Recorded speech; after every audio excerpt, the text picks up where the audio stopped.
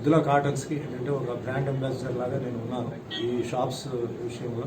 ఫ్యూచర్లో కూడా వాళ్ళు మంచి మంచి కార్యక్రమాలు డెఫినెట్గా పెడతారు, అన్నిట్లో నేను ఉంటాను. ఇప్పుడు ఈ ప్రశ్న చాలా మంది ఏమడిగారంటే సినిమా వాళ్ళు రాజకీయానికి రావచ్చా, వాళ్ళకి ఏం అర్హత ఉంది, తర్వాత ఇలా అని అడిగారండి.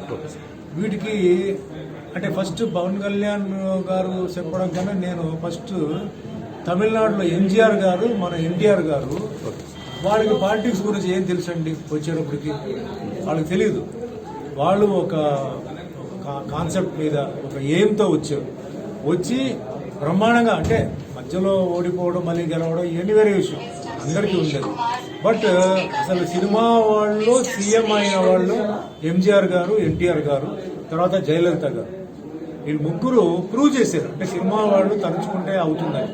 సో తర్వాత అందరూ ఏమన్నారంటే సినిమా వాళ్ళు వచ్చారు వెళ్ళిపోయారు, సభలో వెళ్ళిపోయారు, లేకపోతే పార్టీలు మారారు, అది ఇది వచ్చి అప్పుడు పవన్ కళ్యాణ్ గారిది ఇది వచ్చినప్పటికీ ఈయన ఎక్కడ గెలుస్తాడు అది ఇది అని చెప్పి సరే పోయిన ఎలక్షన్లో పాపం అన్నీ పోయింది. బట్ ఆయన ధైర్యానికి నేను మెచ్చుకుంటాను. ఎందుకంటే మళ్ళీ ఒక రౌండ్ వచ్చి మళ్ళీ అభిమానులు అందరూ కలిసి ఆయన్ని గెలిపించాలని చెప్పేసి మొన్న జరిగిన ఎలక్షన్కి అప్పుడు జరిగిన ఎలక్షన్కి చాలా డిఫరెన్స్ ఉంది.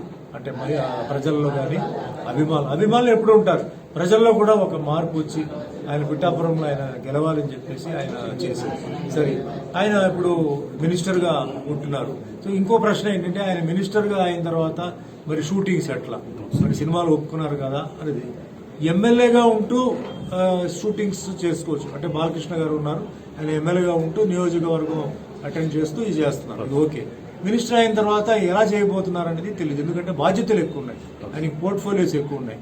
సో అది ఆయన ఇష్టం, ఆయన ఎట్లా చేస్తారు. ఎందుకంటే మెయిన్గా ఇచ్చిన పోర్ట్ఫోలియోస్కి న్యాయం చేయాలి, ప్రజలకి ఆయన న్యాయం చేయాలి, గవర్నమెంట్ ఎటువంటి తప్పు రాకూడదు, ఎటువంటి ఆయన మీద బ్లేమ్ రాకూడదు. ఎందుకంటే పాలిటిక్స్ అనేది నేమ్ ఉంది, ఫేమ్ ఉంది, బ్లేమ్ ఉంది. ఇది ముందు నుంచి నేను చూస్తున్నాను. సో అందరినీ సాటిస్ఫై చేయలేము, ఎక్కడో ఒక మైనస్ ఉంటుంది, ఎవడో కంప్లైంట్ చేస్తాడు. లేదు ఇప్పుడు ఫైల్స్ సంతకం పెట్టేటప్పటికి 100 ఫైల్స్లో ఎక్కడో ఒక ఫైల్లో ఒక రాంగ్ సిగ్నేచర్, ఇవన్నీ చాలా ఉంటాయి.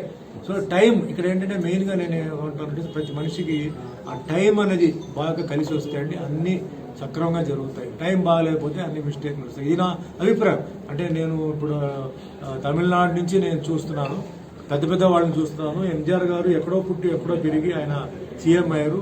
అసలు బీభత్సమైన ప్రజలు జనాలు అన్ని. మరిన్ని వీడియోస్ కోసం ఛానల్ ని సబ్స్క్రైబ్ చేయండి, లేటెస్ట్ అప్డేట్స్ కోసం వాట్సాప్ ఛానల్ ని ఫాలో చేయండి, అండ్ లింక్ డిస్క్రిప్షన్ లో ఉంది.